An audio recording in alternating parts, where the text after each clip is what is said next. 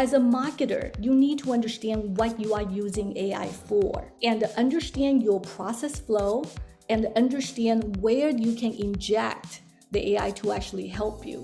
So you have to have a clear understanding of what that is. Does that make sense? I'm not saying that you should use AI for anything or any kind of channels.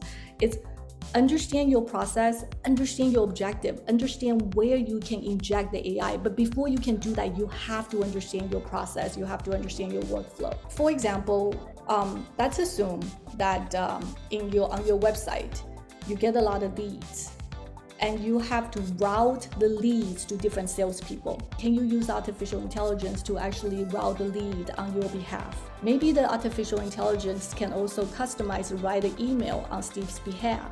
We have the need to reality check the AI because, I have a saying with my kids sometimes where we talk, arguing about something, they'll bring up some point, I'll say, you're technically right and you're practically wrong. And I think there's a risk with the AI that you need to ask yourself, there has to be a trust building exercise, which is that lead getting routed to the right person, really?